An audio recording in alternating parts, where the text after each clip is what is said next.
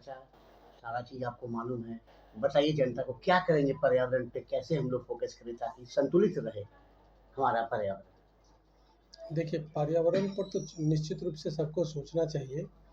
और अभी जो चल रहा है यह वन महोत्सव सप्ताह चल रहा है। इसमें सबको इसकी महत्ता को समझना चाहिए कि वन महोत्सव क्यों मनाया जा रहा है, वन महोत्सव की क्या ज़रूरत पड़ गई, क्यों ज़रूरत पड़ गई। देखिए कि लगातार वन जो संपदा है वो लगातार ह्रास होते जा रहा है। आज के 50 वर्ष पहले चलें तो हमारे पास भारत में 30% वन संपदा थी और अब वो घट कर करके 9% हो गई है। एक बात ये अहम मुद्दा है कि 30% से घट करके 9% हो गई है, लेकिन उसको उपयोग करने वाले हम मानव जनजाति, मानव लोग जो लगभग 10 गुना बढ़ गए हैं। तो न वन का प्रसार हो रहा है, न धरती बढ़ रही है, लेकिन जनसंख्या बेतहाशा बढ़ रही है, जिसके कारण क्या होता है कि प्रकृति असंतुलित होते जा रही है। अगर वन नहीं रहेंगे तो लकड़ियाँ कहाँ से मिलेंगी, फल कहाँ से मिलेंगे, उसके संसाधन कहाँ से मिलेंगे, और सबसे बड़ी बात की कि जो प्राणवायु हो ऑक्सीजन कहाँ से मिलेगा। ऑक्सीजन कोई फैक्ट्री में नहीं बनता है, ऑक्सीजन पेड़ पौधे से बनते हैं और वो सर्व प्रकृति को देती है और उसी को हम प्रकृति से लेते हैं। तो इस तरह से जो चल रहा है यह बहुत ही मुश्किल दौर से चल रहा है। इसलिए सभी लोगों को, मानव जाति के सभी लोगों को कर्तव्य बनता है, खास कर करके जो भारत में बसे हुए हैं उनका कर्तव्य बनता है कि अपनी वन संपदा को बढ़ाएं, अधिक से अधिक पेड़ लगाएं ताकि पर्यावरण संतुलित रह सके। पर्यावरण संतुलित मतलब कि हमारा संतुलन है, हम मानव जाति का संतुलन है, किसी व्यक्ति विशेष का नहीं, किसी पर्सनल कौम का नहीं, सबके लिए है ज़रूरी है।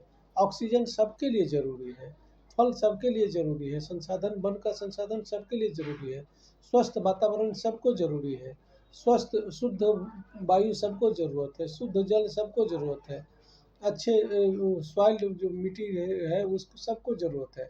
लेकिन आज हम कंक्रीटों का शहर, प्लास्टिकों का शहर और बीमार पटना को तो कह ही सकते हैं कि आज के दिन में भी जब बारिश हो रही है तब पर भी इतना अभी तक भी इसका लेवल जो है वो नीचे नहीं आया है। मात्र जब हमारे जो अच्छे से जीवन ये वायु को चाहिए, प्राणवायु के लिए वो चाहिए, उसका पीएम मैटर उसमें बहुत कम रहना चाहिए, पोल्यूशन लेवल बहुत कम होना चाहिए, मतलब 30 के अंदर रहना चाहिए। अभी भी हम उससे बहुत ऊपर है। एक समय तो देखे ही थे कि पटना विश्व का सबसे बड़ा प्रदूषण शहर बन गया था, प्रदूषित शहर बन गया था।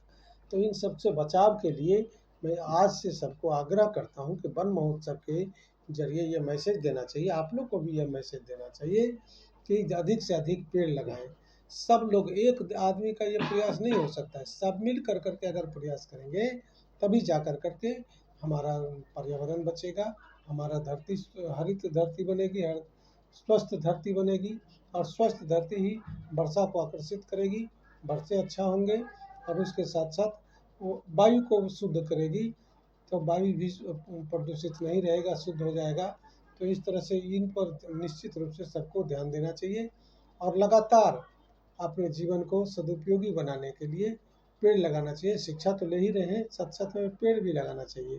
यह भी हमारा प्राकृतिक धर्म है। एक राजनीतिक धर्म होता है जो अच्छे नेता को चुनना, एक प्रकृति धर्म होता है कि प्रकृति को स्वस्थ रखना, एक सांस्कृतिक धर्म होता है कि अपने संस्कृति को, धरोहर को बचा करके रखना। तो इस तरह से सबका सम्मिलित प्रयास ही विकास कहलाता है। भारत का अगर विकास चाहते हैं तो पर्यावरण को विकास चाहिए, प्रदूषण को कम करना चाहिए, और इस तरह से समृद्ध भारत, सशक्त भारत तभी बनेगा जब हम लोग सब मिल करके प्रयास करेंगे।